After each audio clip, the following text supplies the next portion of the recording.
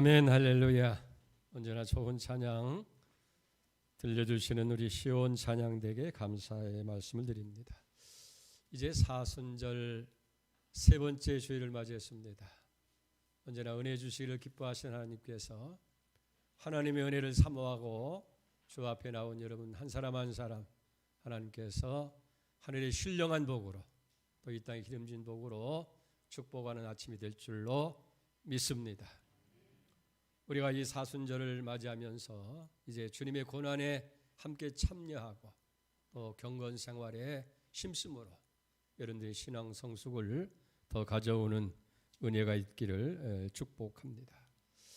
우리 인간의 역사는 사탄의 시험과 함께 시작되었어요. 처음 인간에게 시험했던 이 사탄 마귀는 지금도 계속해서 인간을 유혹하고 시험하는 가운데 있습니다. 그런데 우리가 알아야 할 것은 이 사탄의 시험은 환경과는 전혀 관계가 없다는 거예요. 나쁜 환경에는 시험이 오고 좋은 환경에는 시험이 없는 그런 것이 아니라는 거예요. 여러분 보세요. 첫 번째 아담인 복된 환경이었잖아요. 모든 것이 다 갖춰져 있는 환경임에도 불구하고 사탄의 시험과 유혹을 받아서 타락하게 되고 그 결과는 인간에게 죄와 저주와 사망을 가져다 안겨주었어요. 그러나 마지막 아담이 되시는 예수님께서는 아담의 죄로 인해서 저주받고 황폐해진 이 광야에서 사탄의 유혹을 받고 시험을 받으셨지만은 그걸 다 이기신 거예요. 그리고 죄와 사망의 굴레에서 우리를 벗어나게 하시고 구원의 축복의 문을 활짝 열어 주신 줄로 믿습니다. 이제 오늘 지난 주일에 이어서 예수님께서 당하신 시험을 계속해서 우리가 살펴보려고 해요. 여러분 지난 주일을 잠깐 살펴보면 시험은 누구에게나 다 있다고 하는 거예요. 그리고 시험을 당할 때를 보면 대개 잘 됐을 때에 은혜가 있을 때, 큰 일이 있을 때에 시험이 우리에게 왔다 하는 사실이에요. 그리고 이런 시험이 오게 되어질 때에 우리는 어떻게 해야 되겠어요? 대개 보면 믿음의 승리자들은 이 광야의 시험이라고 하는 그 과정을 거친 사람들이에요. 그러니까 여러분들이 시험이 올 때에 낙심하거나 두려워할 이유가 없어요. 오히려 야고보는 뭐라고 그랬어요? 여러 가지 시험을 만나거든 기쁘게 여기라는 거예요. 왜 그러냐면 믿음의 시련이 인내를 만들어내고 우리가 참고 인내하게 되면 모든 것이 다 구비해서 조금도 부족함이 없게 하려 함이라고 얘기를 하고 있어요. 아이고 큰일 났거나 망하면 어떻게 잘못되면 어떻게 되지? 아니에요. 사탄은 망하도록 시험을 하셨지만은 하나님은 오히려 그것을 바꾸어서 유익이 되고 축복이 되고 더 은혜가 되는 자리로 인도하신 줄 믿습니다. 그렇기 때문에 여러분에게 혹 시험이 올 때에 염려하지 마세요. 오히려 기뻐하세요. 그리고 그 시험 가운데서 우리가 더 하나님을 의지하게 되고 믿음으로 인내하게 되어질 때에 하나님께서 다 합력해서 선이 되도록 온전하고 부족함이 없는 그런 자리로 인도해 주실 줄로 믿습니다. 근데 우리가 시험을 구체적으로 보면 예수님께서 당한 시험도 최초 아담과 하와가 당한 시험과 똑같은 시험이었어요. 첫 번째는 물질적인 시험이고 두 번째는 정신적인 시험이었고 세 번째는 영적인 시험으로 오는 것을 보게 되어집니다. 그래서 사탄 마귀는 언제나 먼저 물질적인 것, 육체적인 거로부터 시작해서 시험을 하고 있는 것을 보게 되어집니다. 아담이 당한 시험도 마찬가지예요. 창세기 3장 1절 말씀을 보면 뱀이 여자에게 물어 이르되 하나님이 참으로 너더러 동산의 모든 나무의 열매를 먹지 말라 하더냐 하는 거예요. 실과를 먹지 말라고 하느냐? 이 먹는 문제로 유혹을 하게 되는 거예요. 오늘 예수님께서 먼저 첫 번째 시험이 뭐였어요? 3절을 보세요. 이 돌을 명하여 떡덩이가 되게 하라고 하는 거예요. 그래서 먹는 문제를 가지고 시험하는 거예요. 다 그렇대. 얼마나 줄인 사람에게 떡을 만들어 먹으려고 하는 말, 얼마나 합리적이고 설득력인 그런 유혹이냐는 거예요. 먼저 물질적인 시험을 가지고 오고, 두 번째는 이 물질적인 유혹에서 한 걸음 더 나아가서 정신적인 유혹으로 유혹을 하는 거예요. 물질적인 유혹으로 한다면 저는 정신적인 유혹인데, 모든 개인의 이익과 정신적인 자만심을 통해서 와지는 그런 시험입니다. 다시 말하면 이 창세기에서 선악을 알게 하는 나무의 열매를 먹으라고 할 때에 그렇게 유혹을 한 다음에 아담, 이브가 두려워할 때 뭐라고 말씀합니까? 우리가 모든 실과를, 이 중앙에 있는 나무 열매를 먹지 말라. 먹을 때는 죽을까 하노라. 그러니까 사탄이 말해요. 안 죽어. 먹어도 괜찮아. 먹으라고 그렇게 유혹을 하고 있는 것을 봅니다. 근데 예수님에게도 똑같이 적용하고 있는 거예요. 여러분, 이제 5절에 보면은 그런 말씀이 있습니다. 높은 성전 꼭대기에 올라가서 뛰어내리라는 거예요. 그리고 이번에는 또 말씀을 가지고 얘기합니다. 그러면 네가 땅에 떨어지지 다리에 닿지 않도록 천사가 잘 받들어서 상하지 않게 만들 것이다. 그렇게 유혹을 하게 되는 것을 보게 됩니다. 이게 정신적인 유혹이에요. 그 다음에 세 번째는 가장 무서운 유혹인데 영적인 유혹입니다. 대부분의 사람들이 어디에 넘어지냐면 물질적인 시험에서 넘어져요. 그러나 이 물질적인 시험보다 더 무서운 것이 영적인 시험이라고 하는 사실을 우리가 알아야 돼요. 왜냐하면 이것은 하나님의 영적인 권세에 도전하는 시험이기 때문에 그런 거예요. 하나님의 영광을 인간의 영광으로 바꾸라는 거예요. 하나님께 경배해야 할 참신앙을 인간을 높이는 데 만들도록 그렇게 하는 시험이에요. 여러분, 여기 창세기 3절, 4절, 5절을 보세요. 마귀가 여자에게 마지막으로 한 것이 뭡니까? 뱀이 여자에게 이르되 너희가 결코 죽지 아니하리라. 너희가 그것을 먹는 날에는 너희 눈이 밝아져 하나님과 같이 되어라고 그래. 선악을 알 줄 하나님이 아심이라. 하나님과 같이 되게 됐다는 거예요.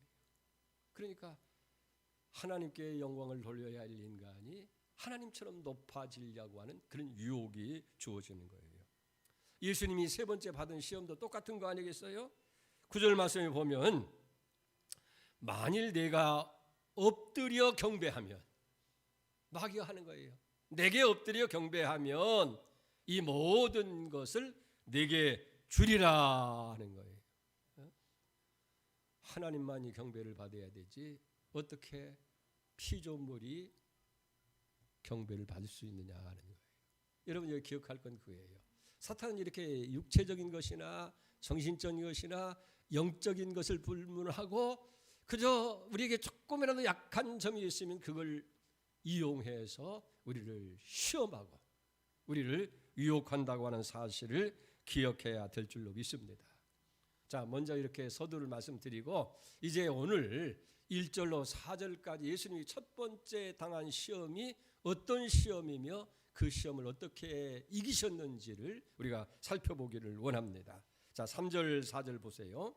마태복음 4장 3절 4절입니다. 시험하는 자가 예수께 나와서 이르되 내가 만일 하나님의 아들이여든 명하여 이 돌로 떡덩이가 되게 하라. 또 4절입니다.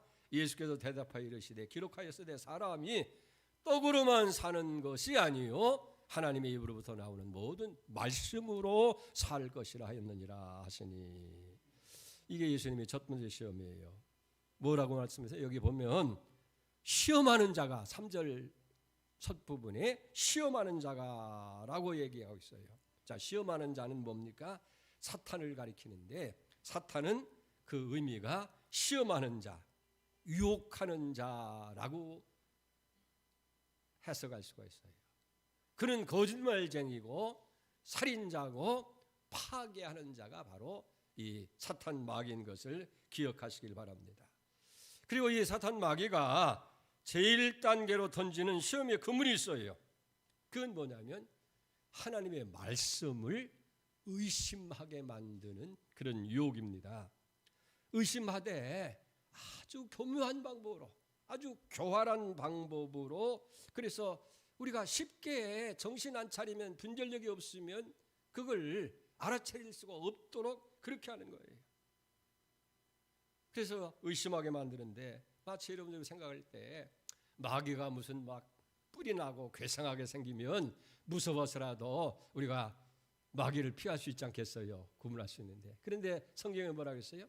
광명한 천사 모양으로 우리에게 유혹하고 올 때에 악의 탈을 쓰고 처음부터 악한 모습으로 오면 쉽게 우리가 구분할 수가 있는데, 사탄은 그런 모습이 아니라 아주 천사의 모습으로, 그러니까 솔깃해서 그냥 거기에 빠져들게 되고, 많은 사람들이 유혹에 넘어지게 되고 나중에는 파괴되는 그런 자리에 이르게 된다는 거예요. 자, 그래서 창세기 3장 1절에 보세요. 1절에 보면 사탄이 뭐라고 합니다. 그런데 뱀은 여호와 하나님이 지으신 들짐승 중에서 가장 간교하니라. 뱀이 여자에게 물으되 하나님이 참으로 너에게 동산의 모든 나무의 열매를 먹지 말라 하시더냐. 여러분, 하나님은 뭐라고 그랬어요? 동산 중앙에 있는 나무의 열매만 먹지 말라고 그랬는데, 사탄은 뭐라고 해요? 교묘하게 거기에 하나 붙였어요. 모든 나무의 열매를 먹지 말라 하시더냐라고 묻는 거예요. 여기 사탄이 예수님께 던진 시험도 똑같은 거예요. 네가 만일 하나님의 아들이거든, 얘기. 그 말은 뭐냐면 네가 하나님의 아들이 아니냐, 네가 정말 하나님의 아들이냐라고 하는 그런 말에서부터 유혹이 시작이 되어지는 거예요. 아, 예수님이 하나님의 아들인데 또 구태여 네가 하나님의 아들이냐라고 묻는 이유가 뭐겠어요? 우리가 마태복음 3장 16절에 보면 예수님께서 광야에 나가 있을 때 요단강에서 세례를 받을 때부터 하늘이 열리고 성령이 비둘기같이 임하고 하늘에서 음성이 나잖아요. 이 사람은 내가 기뻐하는 자고 내가 사랑하는 아들이다. 이미 하나님의 아들로 모든 선포가 되어지고 선언이 되어지고 인정이 되어졌는데, 사탄은 맞서 뭐냐, 네가 만일 하나님의 아들이거든, 네가 참 하나님의 아들이면 아들인 증거를 보여라, 그런 얘기예요. 이 무서운 유혹입니다.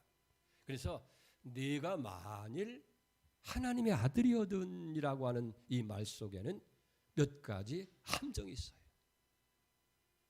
자, 첫째는 뭐냐면 네가 정말로 하나님의 아들이라고 한다면, 그런 얘기예요. 이게 광야에 흩어져 있는 이 돌들을 명해서 떡덩이가 되게 만들어서 네 배고픈 배를 채우라 하는 그런 얘기예요. 좀 해석해서 얘기하면 뭐 그렇게 어렵게 십자가를 질 이유가 있느냐, 그렇게 고생할 것 없이 지금 당장 돌을 명해서 떡덩이가 돼서 네 배고픈 배를 채우게 되어지면 그 인간이 할 수 없는 거야. 그게 하나님의 아들인 증거가 아니냐. 뭐 십자가를 지는 고통과 어려움을 당해야 할 필요가 있고 그렇게 고생하면서 어려움을 당할 이유가 없지 않느냐. 돌로 떡덩이가 되게 함으로 인해서 하나님의 아들인 것을 증명할 수 있는데 뭐 그렇게 어렵게 하느냐는 얘기예요. 이게 그렇게 함으로써 뭐냐면 하나님을 의지하지 않고 하나님의 말씀과 그 뜻에 순종하지 않고 예수님 자신의 힘으로 스스로 모든 것을 할 수 있게 하는 데에 여기 마귀의 목적이 있게 되는 거예요. 물론 예수님은 하나님의 아들이시기 때문에, 하나님이시기 때문에 그런 능력이 있어요. 돌로 떡덩이가 되게 할 뿐만 아니라 어떤 것도 다 하실 수 있지만은, 여기에 마귀는 뭐냐면 그 능력을 하나님을 위해서 사용하는 것이 아니고 예수님 자신을 위해서 자신의 욕망을 채우는 일에 사용해 봐라라고 그렇게 유혹하고 있는 걸 봅니다. 그러니까 하나님을 무시하고 인간 자체를 높이고 드러내 보이게 만들려고 하는 아주 교묘한 시험이라 하는 거예요. 자, 예수님에게 있어서 현실은 뭐예요? 40일 동안이나 금식하고 줄인 상황에서 배고픈 문제예요. 그래서 여기 마귀의 말대로 능력이 예수님께 있으니까 돌을 명해서 떡덩이가 되게 하면 배고픈 문제도 해결되어지고 네가 하나님의 아들인 것도 스스로 증명해지는 것이 아니냐는 거예요. 자, 그런데 예수님은 그렇게 할 수가 없었죠. 왜냐하면 굶어 있느냐 먹느냐 하는 것보다도 더 중요한 것이 있어요. 그것은 이게 의로운 일이냐 불의한 일이냐를 먼저 생각해야만 했다는 거예요. 여러분, 떡은 돌로 만들 수 있는 게 아니잖아요. 예? 아무리 급하다고 해도 아무리 문제가 있더라도 어떻게 돌 가지고 떡을 만드는 거예요. 이건 비상식적이고 비합리적인 얘기 아니에요. 그리고 또 한 가지는 뭐냐면 우리는 대체로 할 수 있느냐 없느냐를 생각하게 되는데, 그러나 이것을 해야 하느냐 하지 말아야 하느냐를 먼저 생각해야 된다 하는 거예요. 여러분, 그리고 이것이 하나님의 뜻이냐 아니냐 하는 것이 중요한 거예요. 내가 할 수 있느냐 없느냐 하는 문제는 차후의 문제고, 이것을 해야 되느냐 하지 말아야 되느냐, 그것은 이게 하나님의 뜻이면 우리가 해야 될 것이고 하나님의 뜻이 아니라고 한다면 아무리 급해도 하지 말아야 된다 하는 거예요. 우리가 예수님을 믿는 사람이라고 하면 우리는 언제나 이런 마음을 가져야 된다는 얘기예요. 다시 말하면 할 수 있다고 해서 다 하는 거야 아니에요.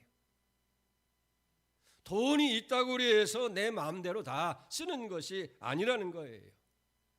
꼭 해야 될 일이라고 하면 하나님은 반드시 하게 하도록 그런 환경도 만들어 줄 것이고 그런 여건을 우리에게 주실 거예요. 근데 오늘 여기 사탄 마귀는 네가 하나님의 아들이 아니냐, 그렇다고 한다면 그만한 능력을 가지고 있으니 그러니 돌로 떡을 만들어서 먹으라 하는 거예요. 그러나 예수님은 능력이 있고 없고가 아니라 할 수 있느냐 없느냐는 문제가 아니라 이것이 옳으냐 그러냐, 이것이 하나님의 뜻이냐 아니냐를 먼저 생각해야 된다는 거예요.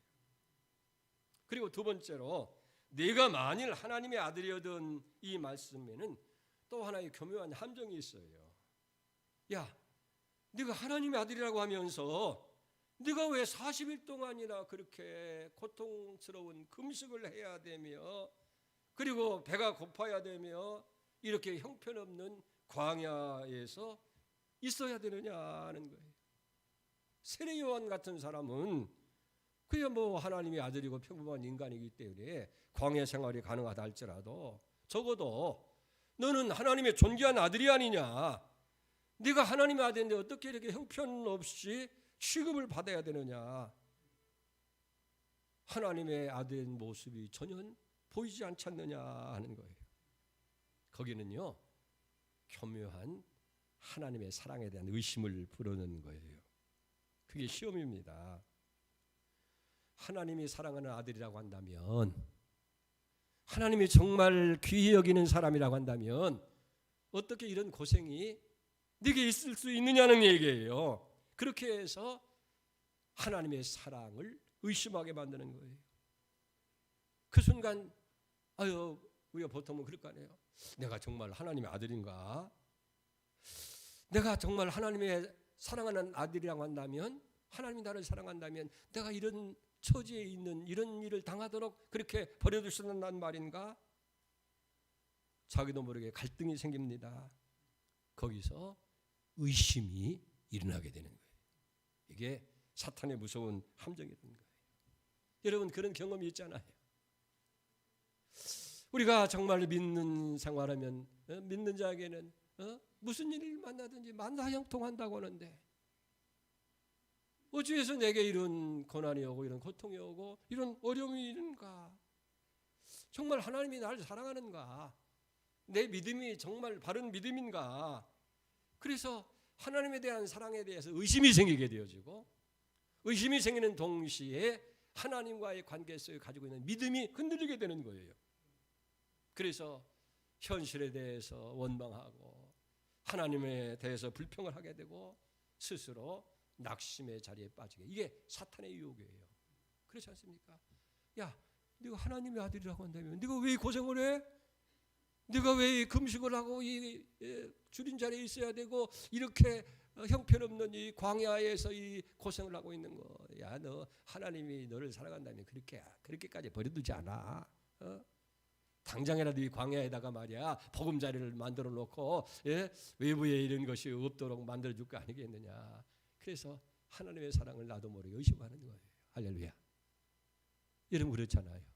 내가 이렇게 열심히 믿음 생활하고 내가 하나님의 자녀인 것이 분명한데 내가 이 고통을 당하고 이런 억울한 일을 당하고 이렇게 질병 가운데 노출되고 있는 것은 하나님이 정말 나를 사랑하는 건지 나도 모르게 의심이 생기게 되고 믿음이 흔들리게 되어지고, 그래서 환경에 대해서 내 현실에 대해서 원망하고 불평에 만드는, 그게 사탄의 교묘한 시험의 방법이다라는 거예요.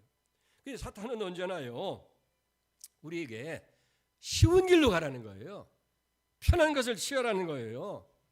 그리고 잘 되는 것만이 하나님의 있는 것처럼 그렇게 착각하도록 만드는 거예요. 이게 사탄의 고동의 수법입니다. 그러니까 야, 먹고 싶으면 먹어, 하고 싶으면 하면 되지. 아니 네가 뭘 하나님의 아들인데 못할 게 뭐 있냐.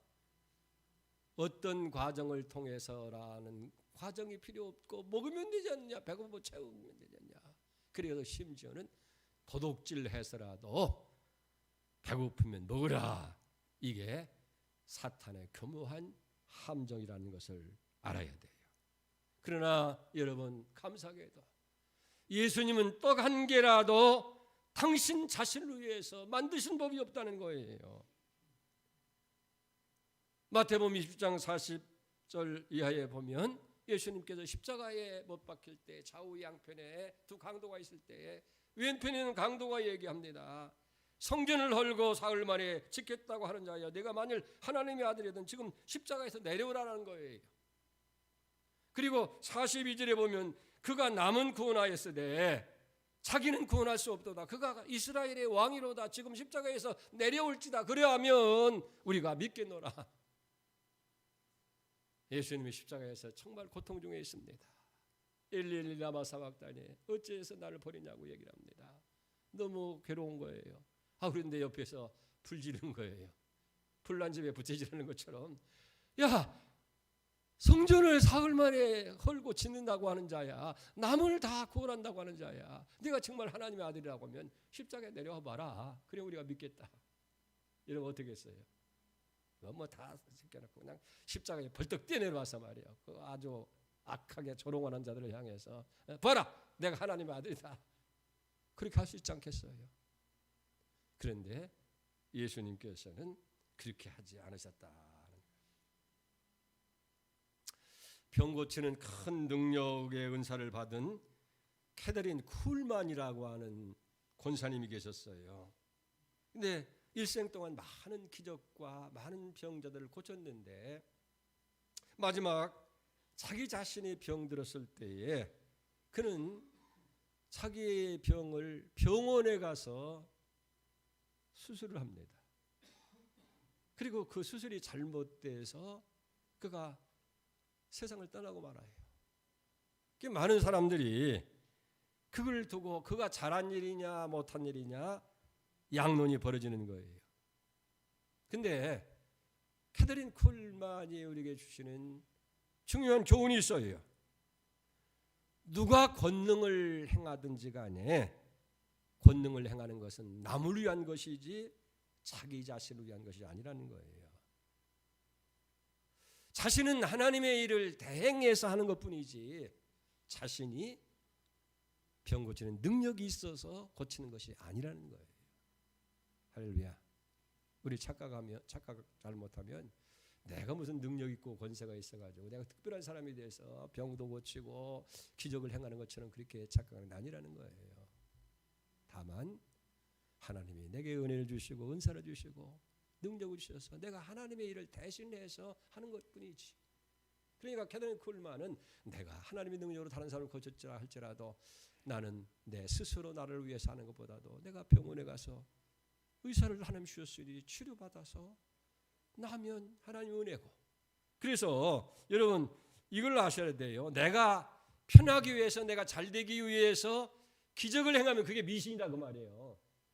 네? 우리가 신앙생활하면서 내 편하기 위해서 내가 잘되기 위해서 그냥 치유 능력이 나타나고 은혜를 나타나고 그런 것을 원하는 것은 그게 미신이지 하나님 믿느냐는 거예요. 그래서 우리는 어떻게 해요? 내가 건강해서 하나님의 영광이 된다고 한다면 건강을 주시고, 내가 병들어서 하나님의 영광이 나타난다면 병드는 그 자체로도 감사할 수 있는 것. 여러분 그것이 우리의 신앙의 자세라 하는 거예요. 잘 되는 것도 못 되는 것도 다 하나님의 영광, 하나님의 은혜, 하나님의 뜻을 나타내는 것이어야 된다는 거예요. 그래서 우리의 삶의 목표가 하나님의 영광, 하나님의 뜻을 이루는 데 두고 살아야 된다는 거예요. 여러분 현재 내 환경을 바라보면서 내가 조금 힘들고 곤고할지라도 하나님의 사랑을 의심한다면 그건 사탄이 주는 시험이고 사탄이 주는 마음인 것을 기억하시기 바랍니다. 내가 지금 이런 어려움을 당하고 있어서 행여나 하나님을 의심할까, 사랑을 의심할까, 또 하나님에 대해서 원망 불평한다고 한다면 그건 사탄이 주는 마음이지 성령이 우리에게 주시는 마음은 아니라는 거예요. 그래서 언제나 우리의 시선을 하나님께 둬야 된다는 거예요. 자, 예수님 보세요. 요한복음 5장 30절에 보면 나는 나의 원대로 뜻대로 하려 하지 않고 나를 보내신 이의 뜻대로 하려 함으로 내 심판은 의롭다라고 얘기하고, 요한복음 4장 34절에 보면 나의 양식은, 요한복음 4장 34절입니다. 나의 양식은 나를 보내신 이의 뜻을 행하며 그 일을 온전히 이루는 것이다. 특별히 겟세마네 동산에서 얘기하잖아요. 아버지여, 할만하시건 이 잔을 내게서 옮겨주십시오. 그러나 나의 원대로 마시고 아버지의 뜻대로 하시옵소서.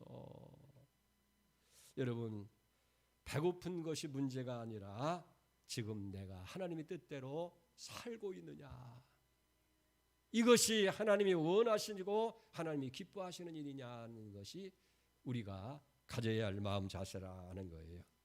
자, 이제 마지막 끝으로 예수님께서 어떻게 사탄의 시험을 이기셨느냐 하는 겁니다. 4절 보세요. 예수께서 대답하여 이르시되 기록하여져 사람이 떡으로만 살 것이 아니요 하나님의 입으로 나오는 모든 말씀으로 살 것이니라 하였느니라. 예수님 뭘로 이기셨어요? 말씀으로 이기셨다는 거예요. 할렐루야. 이건 신명기 8장에 나오는 말씀으로 이스라엘 백성들이 40년 동안 광야 생활을 기억해봐라. 40년 동안 농사하지 않고 어디서 무역을 하지 않았어도 너희가 헐벗지 않고 굶주리 하는 것은 사람이 떡으로만 사는 것이 아니라 하나님의 입으로 나오는 말씀으로 사는 것을 알게 하기 위해서 그렇게 해주었다. 그 말씀을 인용하는 거예요. 그러니까 우리가 사탄의 시험을 이기려면 말씀을 많이 저축하는 거 중요해요. 저축하는 방법은 설교를 많이 들어요. 성경을 많이 읽어요. 그리고 이런 묵상하다 보면 성령이 생각나게 하시는 거예요. 예수님은 이 신명기 8장에 나오는 말씀으로 사람이 떡으로만 사는 것이 아니라 입으로 나오는 말씀으로 산다. 이 떡으로만이라고 하는 이 만이 중요해요. 그것은 뭐냐면 예수님께서 떡을 떡을 부인하는 것이 아니었다는 거예요.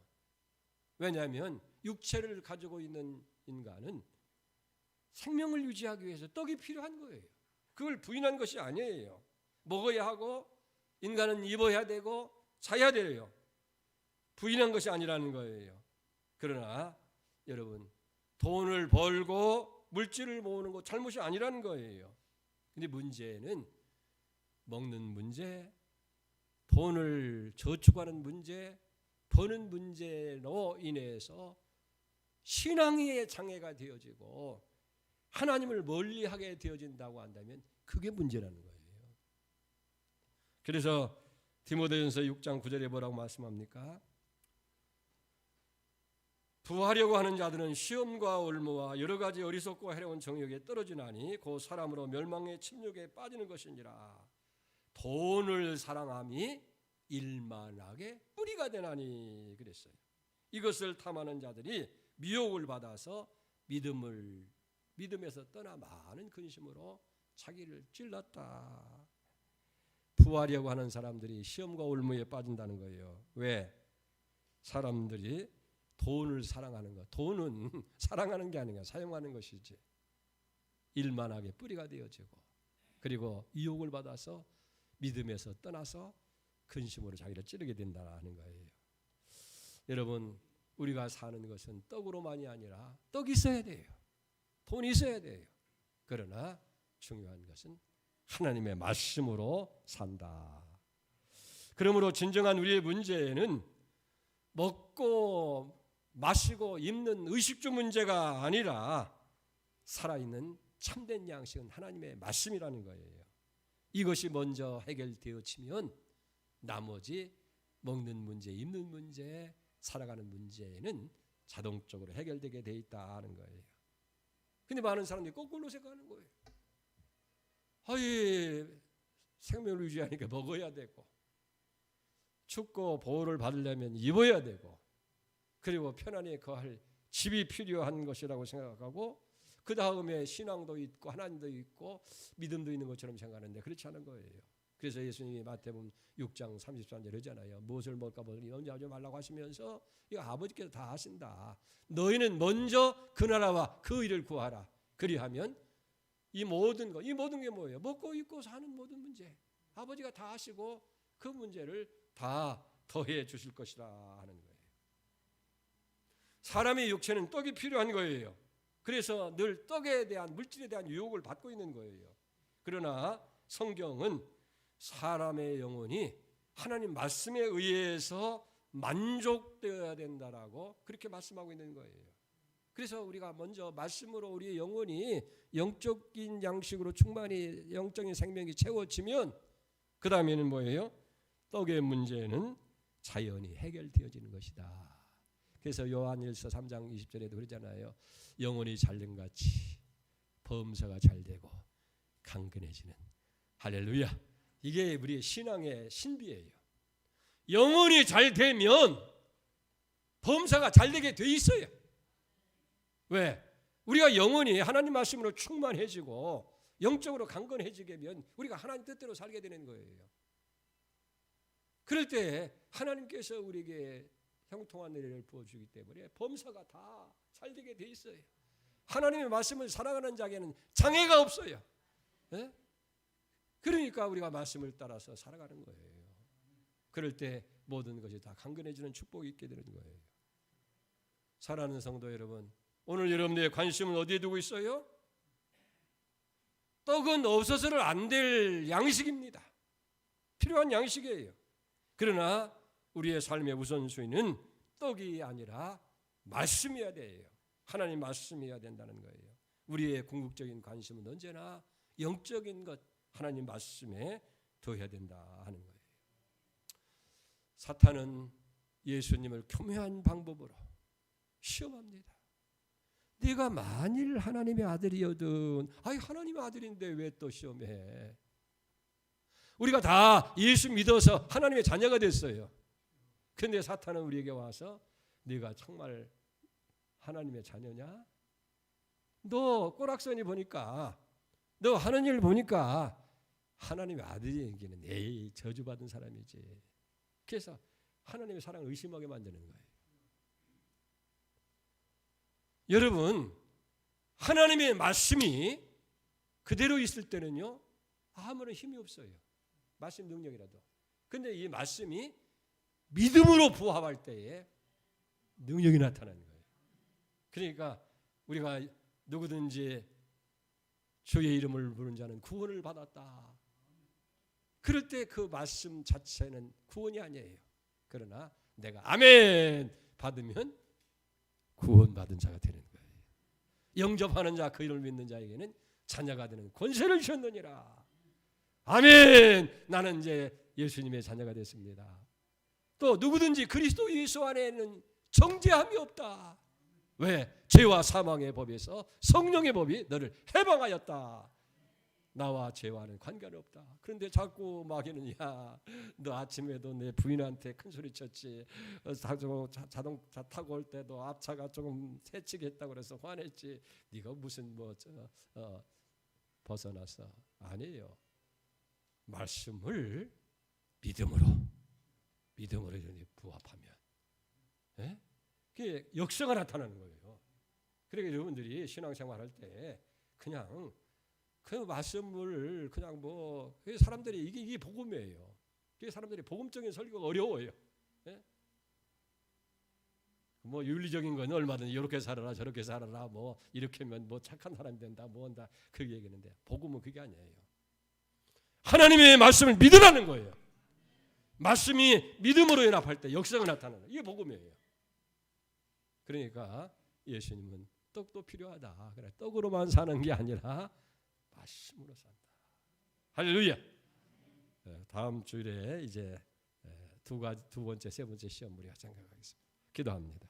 하나님 아버지, 악한 사탄은 최초의 인간으로부터 지금까지 계속해서 우리를 시험하고 유혹하고 있습니다. 그러나 우리 주님께서 불의한 환경 속에서라도 시험을 이김으로 오늘 우리에게 사탄의 괴교한 시험을 이기고 믿음 안에서 살아갈 수 있는 방법을 가르쳐 주셨습니다. 주여, 떡이 아니라 말씀, 하나님의 말씀을 믿음으로 붙들게 하여 주시옵소서. 예수님의 이름으로 기도를 올려옵나이다.